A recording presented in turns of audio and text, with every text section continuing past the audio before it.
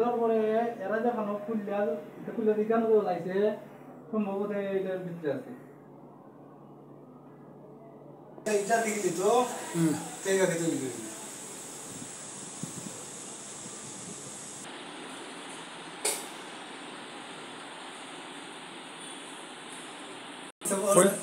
আমরা তো দেখি নাই এটা সম্ভবত এটা বাংছে বাংলা পরে মনে হয় কেন ঢুকছে ঢুকে যেতে পরে গেল গা কিরা করছে আর কি ওই দো জায়গা যাইছে বাংলা লাগে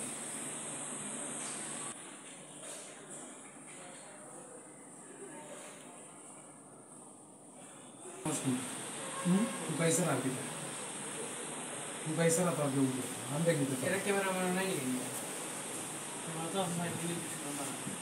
कैमरा तो बहुत सूर्य ना कोई सब दूसरा फोटो का राजन बोलतो राइट दूसरा फोटो ना देख सकते आया अरे फॉर से राइट दूसरा फोटो काम रही जो ना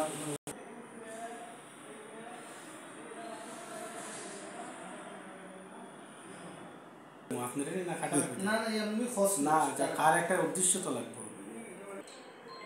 আমি মোহাম্মদ শাহিদুল ইসলাম নরঘাট রানীগাঁও আমার জন্মস্থান আমি বাসা করছি আমরা 7 ভাইয়ের মধ্যে 6 ভাই প্রবাসী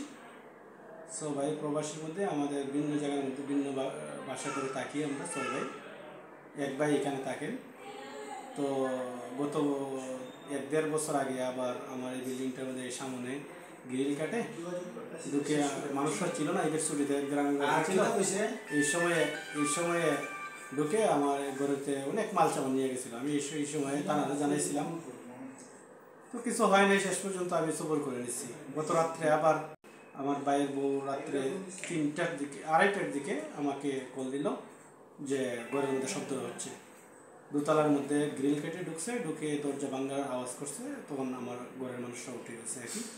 তখন আর আমার কোনো ক্ষতি হয় নাই গতকাল তবে আমাদের ভয় এটা নিয়ে এবং আমরা তো অনেক নিরাপত্তাহীনতা ভুগছি আমরা প্রশাসনের সহযোগিতা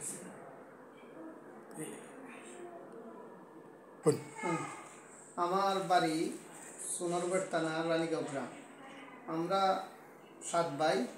এক ভাই নাই এখন বর্তমানে আমরা 6 ভাই আছি